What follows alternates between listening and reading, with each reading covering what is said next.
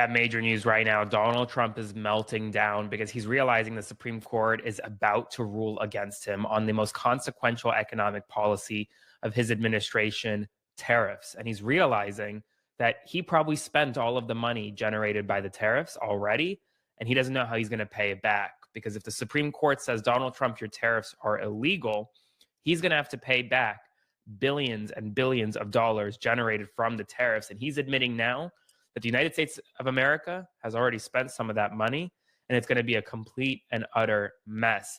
Economic numbers are bad. Tariffs are bad. And the Trump administration, well, they're gearing up for a massive loss in front of the United States Supreme Court that could come as soon as this week. And Donald Trump, he's lashing out at everyone. He's lashing out publicly, and now he's even lashing out at his own attorneys who appeared in front of the Supreme Court. Read this with me. The United States Supreme Court was given the wrong numbers. The unwind in the event of a negative decision on tariffs would be including investment made to be made and return of funds in excess of $3 trillion. It would not be possible to ever make up for that kind of drubbing. That would truly become an insurmountable national security event and devastating to the future of our country, possibly non-sustainable. Read this with me. Who gave the Supreme Court wrong numbers? His own Solicitor General, John Sauer, gave the Supreme Court wrong numbers, according to him. Trump is not happy. And now Trump is saying that excess of $3 trillion that we'd have to pay back, even though the tariffs have only generated about $200 billion worth of revenue for the United States. So not sure where he's getting that $3 trillion number from.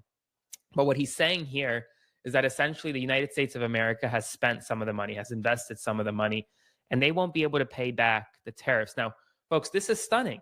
This is absolutely stunning. Donald Trump and the Trump administration always knew that it was a possibility that he would be forced to pay back this money generated from the tariffs. That was always part of the agenda. It was always a part of a possible plan. If the Supreme Court said, you know what, Trump, your tariffs are unconstitutional. And well, despite all of that, he is running our country right now as though he's running a casino in Atlantic City, just spending, spending, spending. And then one day our country could face bankruptcy and he won't have any money to pay lenders. Same thing here. He's spending, spending, spending all this money generated by tariffs.